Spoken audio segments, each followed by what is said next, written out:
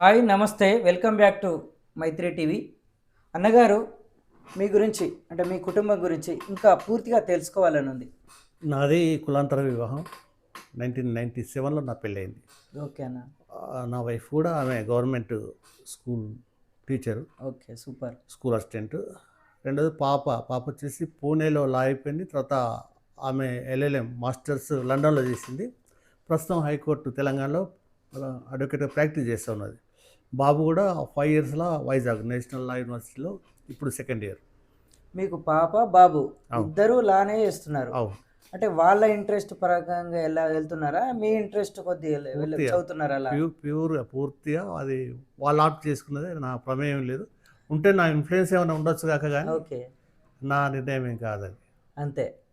Okay అన్న, అంటే ఇంతకుముందు మీరు కులాంతర వివాహం అన్నారు కదా, అరేంజ్డ్ మ్యారేజా, లవ్ మ్యారేజా? Love marriage. ఓ, లవ్ మ్యారేజ్ అన్న. Love marriage. ఓ, సూపర్ సూపర్ అన్న. అన్నగారు, ప్రస్తుతం మీ సైద్ధాంతిక అవగాహన ఏంటి? సైద్ధాంతిక అవగాహన అన్నప్పుడు పూర్తిగా మానవతావాదం ఇప్పుడు నా సైద్ధాంతిక అవగాహన. మానవతావాదం అంటే కూడా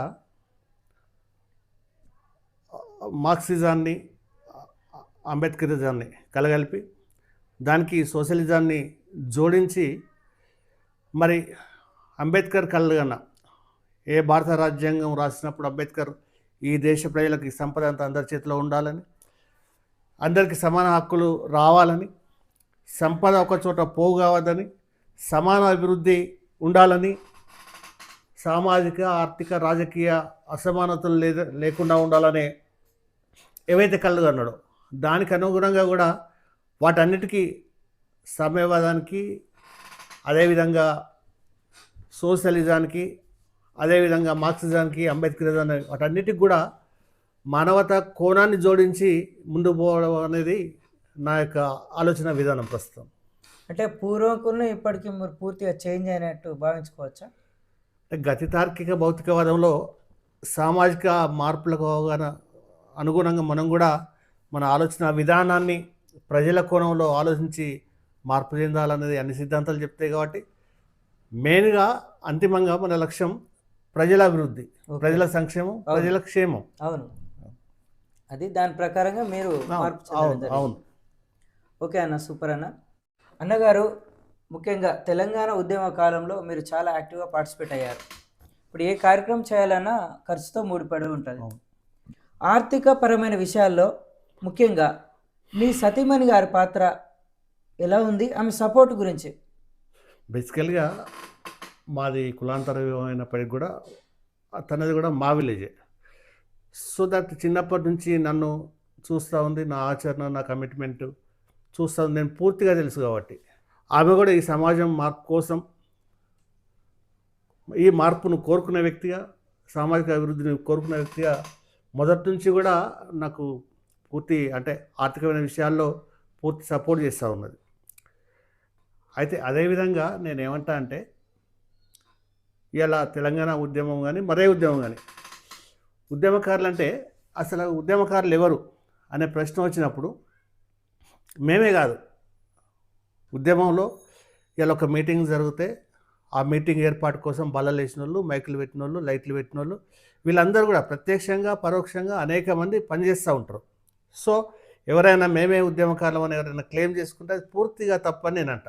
అవునవును. అట్లాగే నా వైఫ్ లాంటి వాళ్ళు, అనేక మంది అక్కలు, చెల్లెలు, ఎంతోమంది ఉద్యమకారులకు ప్రత్యక్షంగా పరోక్షంగా వాళ్ళు కూడా ఉద్యమాల్లో పరోక్షంగా పాల్గొన్నట్టు లేక, కాబట్టి ఉద్యమకారులం మేము అని ఎవరో ఒకరు క్లెయిమ్ చేసుకోవడానికి లేదు. అదేవిధంగా అంటే ఒక ఇష్యూ సక్సెస్ కావడం వెనుక, ఒక ఉద్యమం సక్సెస్ కావడం వెనుక, ఒక పని విజయవంతం కావడం వెనుక అనేక కారణాలు ఉంటాయి, అనేక మంది పాత్ర ఉంటుంది. నేనేమంటున్నానంటే, మీకు ముందు గడియారం కనబడుతుంది, అందరికీ ఆ గడియారమే కనబడుతుంది, కానీ ఆ గడియారాన్ని మోసే మొల ఒకటి ఉంటుంది, ఆ భారాన్ని మోసేది. దాన్ని మనం గమనించకుండా, అంటే వాస్తవాల్ని మనం చూడకుండా పై ఉపరితల విషయాలను చూసి దేన్ని కూడా మనం జడ్జి చేయలేం. దాశరథి గారు ఒక మాట అంటారు దానికి సంబంధించి, భూగోళం పుట్టుక కోసం రాలిన సురగోళాలెన్నో, ఈ మానవ రూపం కోసం జరిగిన పరిణామాలెల్లో ఆ ఒక రాజును గెలిపించుటలో ఒరిగిన నరకంఠాలెన్నో, ఒక రాజును గెలిపించుటలో ఒరిగిన నరకంఠాలెన్నో, గాయపడిన కవి గుండెలలో రాయబడని కావ్యాలెన్నో, ఆ చల్లని సముద్ర గర్భం దాచిన బడబానలమెంతో, ఆ నల్లని ఆకాశంలో కానరాని భాస్కరులెందరో, ఆ చల్లని సముద్ర గర్భం. వా సూపర్ అన్న, ఎక్సలెంట్, వండర్ఫుల్, చాలా చాలా చాలా అద్భుతంగా వాడారన్న, సూపర్ అన్న. ఇంతకాలం మీరు ప్రజల్లో ఉన్నారు, ప్రజా ఉద్యమాల్లో ఉన్నారు. ప్రస్తుతం తెలంగాణ జనసమితి రాష్ట్ర ప్రధాన కార్యదర్శిగా కొనసాగుతున్నారు.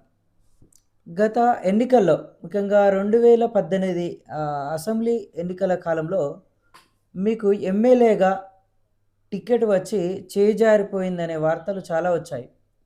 అది ఎంతవరకు నిజం?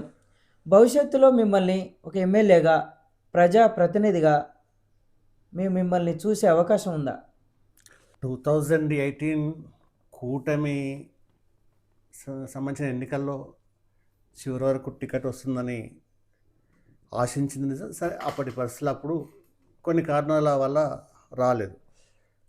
నేనేమంటా అంటే, రాజకీయాలలో ఇవాళ టీజేఎస్గా ప్రత్యామ్నాయ రాజకీయాలని మేము ప్రచారం చేస్తూ ఉన్నాం.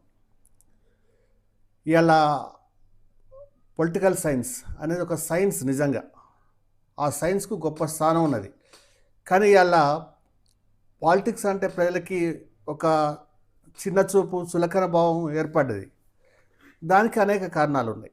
మెజార్టీ కారణం ఏంటంటే, ఇలా డబ్బులు, సంపన్న వర్గాలు, కార్పొరేట్ వ్యక్తులు ఇలా రాజకీయాలకు వచ్చి రాజకీయ నాయకులుగా చరమని అవుతున్న నేపథ్యం వల్ల ఆ పొలిటికల్ సైన్స్కి, ఆ సైన్స్ అనే ఒక గొప్ప దాని నుంచి కిందికి వచ్చింది.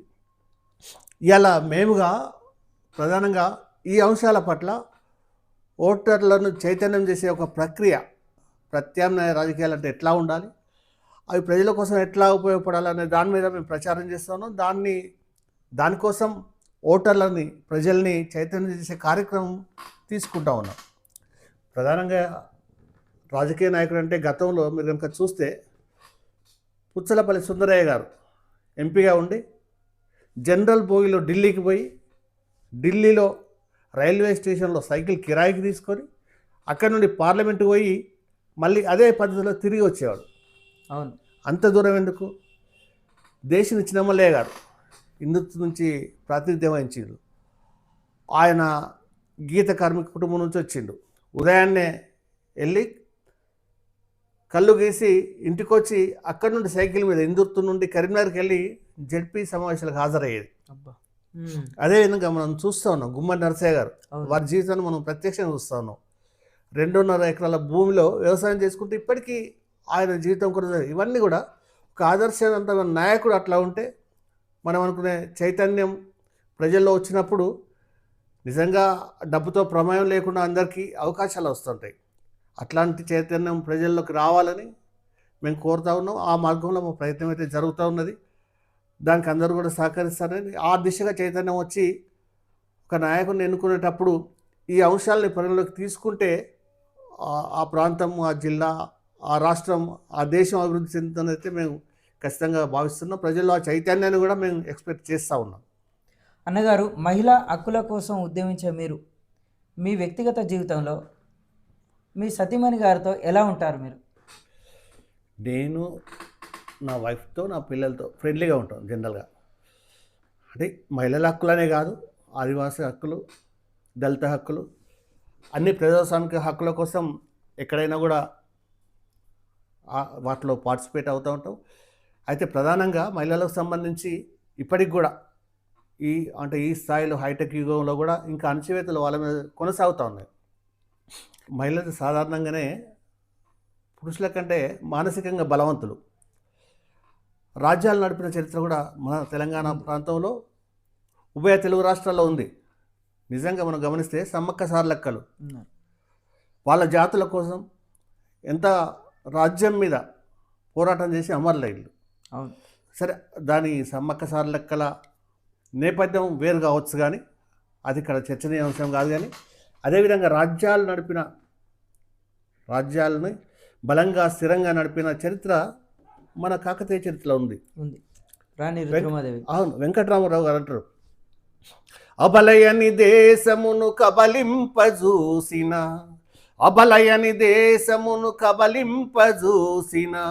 పరరాజులకు స్త్రీల బలశౌర్యమును చూపి రాజ్యతంత్రము నడిపేరా తెలంగాణ రాణి రుద్రమదేవిరా. అట్లా. సో అంటే ఇంకొకటి మనం ఇక్కడ చెప్పుకోవాలి, 2000 సంవత్సరాలుగా ఒక పురుషాధిక్య సమాజంలో చుట్టూ వాతావరణం పెరిగింది కాబట్టి మనం ఎంత ఎదిగి వస్తున్నప్పటికీ కూడా మనం తెలియకుండానే మన ఆ బాడీలో ఆ పురుషాధిక్యత ఇంజెక్ట్ అయి ఉంటుంది. బయట కాకుండా ఇంట్లో అప్పుడప్పుడు ఆ ఆధిక్యత నేను కూడా నా వైఫ్ మీద ప్రదర్శిస్తూ ఉంటా. అట్లాంటి సంస్కరించుకునే ప్రయత్నం చేస్తూ ఉంటాను నేను. ఓకే, మళ్ళీ బ్యాక్ వస్తాం. ఓకే, సూపర్ అన్న. సూపర్ అన్నగారు, ఇంతటి బిజీ షెడ్యూల్లో మీరు సినిమాలు చూస్తారా అన్న? అంటే ముఖ్యంగా సినిమాలో మీకు నచ్చిన హీరో ఎవరైనా ఉన్నారా? సినిమాలు చూస్తా, కానీ సినిమాల్లో కథానాయకుల్ని హీరోలు అనే మాటతో నేను విభేదిస్తాను. ఎందుకంటే వాళ్ళు ఒక గొప్ప నటులు మాత్రమే. Okay okay. నాకు హీరో ఎవరంటే, ఎక్కడో అర్జెంటీనాలో పుట్టి క్యూబా దేశ స్వాతంత్రం కోసం అనేక త్యాగాలు చేసి ఆ క్యూబా విముక్తి జరిగిన తర్వాత ఆ దేశ మంత్రిమండలిలో ఒక ముఖ్యమైన మంత్రిగా వ్యవహరించి కొంతకాలం తర్వాత నేను చేయాల్సింది ఇది కాదు, బొలీవియా విముక్తి కావాల్సిన ఉన్నదని చెప్పి ఆ బొలీవియా విముక్తి పోరాటంలో పాల్గొని తన ప్రాణాలు అర్పించినటువంటి చెగువేరా నాకు హీరో. ఈ దేశ స్వాతంత్ర పోరాటం కోసం చిన్న వయసులోనే ఉరికంబం ఎక్కిన భగత్ సింగ్, రాజ్గురు, సుఖ్దేవ్ వాళ్ళు నా హీరోలు. తన జాతి ప్రజల కోసం జీవితమంతా జ్ఞానం సముపార్జించి ఈ దేశ అభివృద్ధి కోసం ఎంతో త్యాగాల కోర్చి ఈ భారత రాజ్యాంగాన్ని మనకిచ్చిన డాక్టర్ బాబాసాహెబ్ అంబేద్కర్ నా హీరో. అదేవిధంగా ప్రజల కోసం అనేక త్యాగాలు చేసి తమ జీవితంలో అనేక త్యాగాలు చేసిన అనేక మంది మరి ప్రజల కోసం అనేక శ్రమ తీసుకొని అనేక కష్టనష్టాలను వచ్చి ప్రాణాలను సైతం త్యాగం చేసిన అనేక మంది ఉన్నారు. వాళ్ళందరూ ఇలా మన హీరోలు. కానీ ఈ సినిమా వీళ్ళని మాత్రం హీరోలు అని గొప్ప నటులుగా ఒప్పుకుంటాను నేను. ఓకే, సూపర్ అన్న. మీ విశ్లేషణ చాలా బాగుందన్న. అన్నగారు, ఉద్యమకారులుగా మీరు చేసిన త్యాగాలు, కార్యక్రమాలు రికార్డు చేయబడ్డాయా? త్యాగాలనే గొప్ప మాట నేను ఒప్పుకోను, కానీ ఎందుకంటే త్యాగం అంటే ఏంటి? తెలంగాణ ఉద్యమంలో తన దేహం 16 ముక్కలై వేరు ప్రాంతంలో వేయబడ్డది. పిల్లల తక్క దేహం, అది కదా త్యాగం. ఆ త్యాగాల ముందు మేము చేసిన పనులు ఏ పాటి? సో నేనేమంటా అంటే, త్యాగాలు బెల్లెల తక్క, అదేవిధంగా శ్రీకాంతాచారి, అనేక మంది అమరులు, అట్లా త్యాగాలను ఒప్పుకోను. కానీ నేనేమంటా అంటే, ఆనాడు ఇప్పటికి కూడా ప్రజాస్వామిక ఉద్యమాలలో ప్రజలు తమకు నాయకత్వం వహించే అవకాశం మాకు ఇచ్చింది. అదొక అవకాశం. ఆ కాలంలో మేము ఉండడం, ఈ ఉద్యమాలకు సాక్షిభూతంగా ఉండడం, ప్రజలకు నాయకత్వం వహించే అవకాశం రావడమే అదే గొప్ప అని త్యాగం అంటే నేను ఒప్పుకోను. అయితే అదే కాలంలో హుజురాబాద్ కేంద్రంగా జనసాహితీ సంస్థ నడుస్తూ ఉన్నది. పెద్దలు ఆవునూరు సమ్మయ్య గారు, మీకు తెలిసిన అవునవును, ప్రముఖ వ్యక్తి, సీనియర్ జర్నలిస్ట్. అవునవును, వారి రచయిత, ప్రముఖ వ్యక్తి, హుజురాబాద్ ప్రాంతం. అవును. వారి ఆధ్వర్యంలో జనసాహితీ నడుస్తూ ఉన్నది. జనసాహితీ ఆధ్వర్యంలో అనేక పుస్తకాలు ప్రచురణ జరిగింది. అన్నిట్లో కూడా ఇక్కడ జరిగిన గత ఒక 60-70 ఏళ్ళుగా ఈ ప్రాంతంలో జరిగిన ఉద్యమాలకు సంబంధించిన చరిత్ర రికార్డ్ అవుతూ ఉన్నది. అది అక్షరబద్ధమైంది. ఓకే, మొత్తానికి రికార్డెడ్గా ఉన్నాయి. ఉంది ఉంది. ఓకే అన్నగారు, మా కోసం ఒక మంచి పాట మీ నోట. మీరు అనుకున్నట్టు నేను గాయకుడిని కాదు, కానీ పాటల ప్రేమికుడిని. అనేక చోట్ల ఎక్కడ వాడినా కూడా ప్రజల కోసం, తెలంగాణ ఉద్యమం కోసం అమరులైన అమరుల్ని గుర్తు చేసుకుంటూ జెండాలో పాట పాడుతూ ఉంటాం. పేదోళ్ళ బతుకుల్ల పెత్తనం చేసేటి దొరల భూస్వాముల కోటలను పగులగొట్టి వెతల వనములోన చైతన్యం పూయించి తెలంగాణ బ్రతుకంటే త్యాగాల చరితాని ప్రాణమివ్వడం అంటే పొద్దు పొడవడమాని చాటి చెప్పిన ధైర్య సాహస వీరులకు జోహారులు జోహారులు, అమరులకు జోహార్, వీరులకు జోహార్, అమరులకు జోహార్, వీరులకు జోహార్. కనుపాప చూపుల్లా కన్నీటి పాటల్లా ఎన్నీలా దీపాల ఎలుగులైనోళ్ళకి ఏటి పాయల నీటి ఊటల జోహార్, గట్ల మీద గడ్డి చిలుకల జోహార్, చిలుకల జోహార్, వరి మొలకల జోహార్. అన్న సూపర్ సూపర్ అన్న, చాలా అద్భుతంగా పాడుతున్నారు. మీరు ఒప్పుకున్నా ఒప్పుకోకున్నా మీరు మంచి గాయకులు. అవి వింటుంటే ఇంకా ఇంకా చాలా పాటలు పాడించుకోవాలని ఉంది మీతోటి. మీరు చాలా బాగా పాడుతున్నారన్న. అన్నగారు, ఒక మంచి న్యాయవాదిగా నేటి తరం వస్తున్న యువ న్యాయవాదులకు మీరిచ్చే సలహా ఏంటి?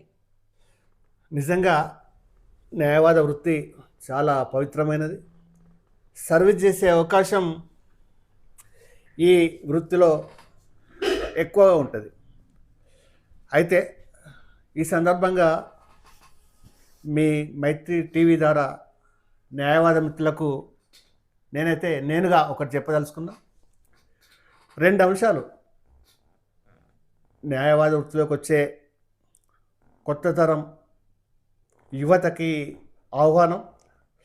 అదే కాలంలో 2 సందర్భాల్లో మీరు న్యాయవాదులు వృత్తిలోకి రండి. ఒకటి, న్యాయమూర్తులుగా, జడ్జిలుగా, పబ్లిక్ ప్రాసిక్యూటర్లుగా, కార్పొరేట్ సంస్థల లీగల్ సర్వీసెస్ కోసం ఆ స్థాయిలో ఉండి పనిచేయాలనుకుంటే ఈ వృత్తిలోకి రండి. రెండవది, pay back to the society. ఈ సమాజంలోని దళిత, తాడిత, పీడిత వర్గాల ప్రజల కోసం pay back to the society. ఈ సమాజం కోసం ఒక సర్వీస్ చేయాలి, ఈ సమాజానికి నేను కొంత తిరిగి ఇవ్వాలనే ఆలోచన ఉంటే రండి.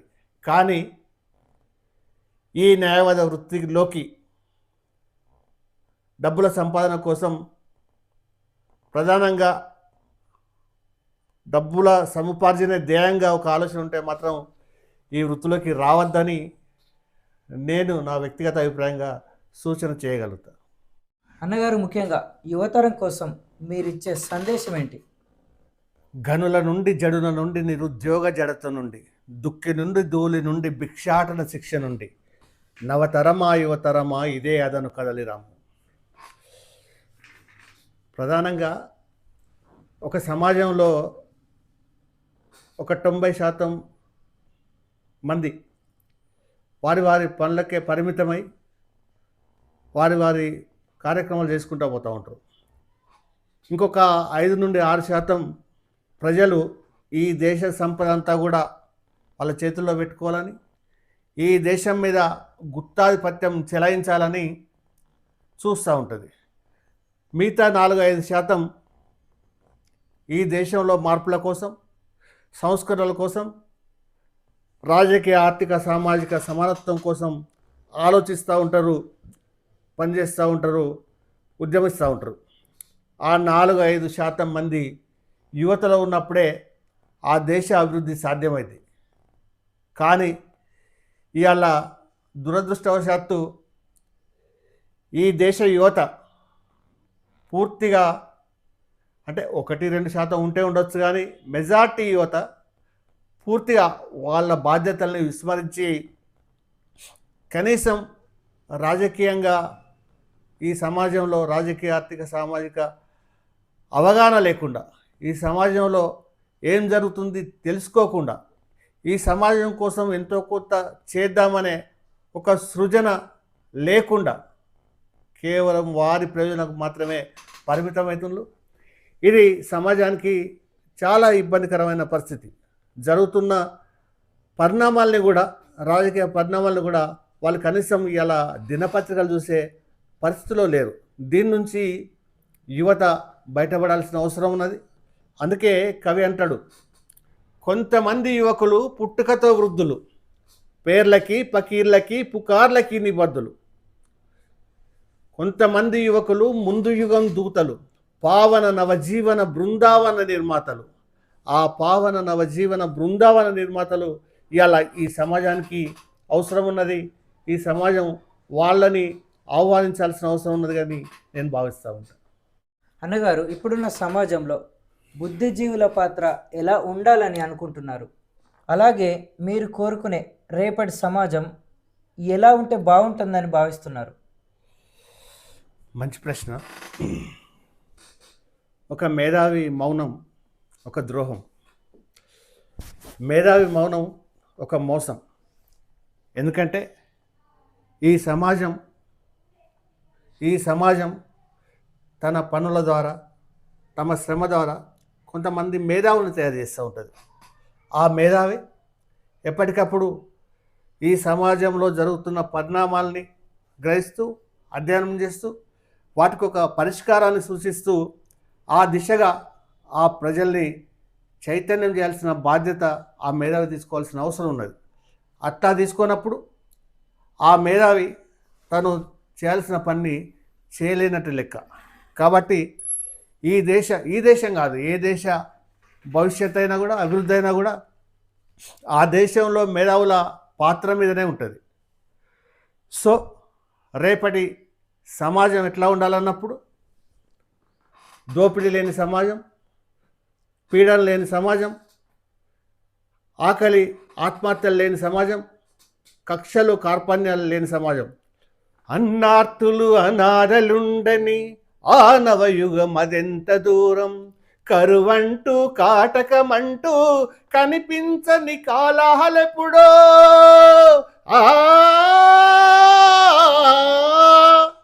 ఆ కరువు కాటకాలు లేని సమాజం, ఆ అన్నార్తులు అనాథలు లేని సమాజాన్ని ఇవాళ నిర్మించాల్సిన బాధ్యత మరి ఈ దేశంలో ఉన్న మేధావుల మీద, ఈ దేశంలో ఉన్న యువతరం మీద, ఈ దేశంలో ఉన్న బుద్ధిజీవుల మీద, మరి సామాజికంగా, రాజకీయంగా, ఆర్థికంగా ఈ దేశంలోని ప్రజలందరూ కూడా సుభిక్షంగా ఉండాలని, ఈ దేశ అభివృద్ధిలో, ఈ దేశం అందించే ఫలాల్లో అందరికీ సమాన వాటా ఉండాలని, ఆఖరుగా భారత రాజ్యాంగం పైడవిల్లాలని, భారత రాజ్యాంగంలో పొందవలసిన లక్ష్యాల్ని ఈ దేశ ప్రజలు చేరుకోవాలని, అందుకు బుద్ధిజీవులుగా అందరూ పనిచేయాల్సిన అవసరం ఉందని నేను భావిస్తాను. ఓకే అన్నగారు, మీ విలువైన సమయాన్ని మా కోసం కేటాయించి మీ గురించి, మీ ప్రస్థానం గురించి చాలా విషయాలు చెప్పారు. ఈ ఇంటర్వ్యూ మా శ్రోతలకు చాలా ఉత్తేజాన్ని, చైతన్యాన్ని కలిగించిందని నేను భావిస్తున్నాను. ఇందుకు మీకు ప్రత్యేక కృతజ్ఞతలు తెలియజేస్తున్నాను. Thank you Rajani. మీ మైత్రి టీవీ దినదినాభివృద్ధి నేను కోరుకోవడం లేదు, మైత్రి టీవీ క్షణక్షణ అభివృద్ధి చెందాలని కోరుతా ఉన్నాను. Thank you very much.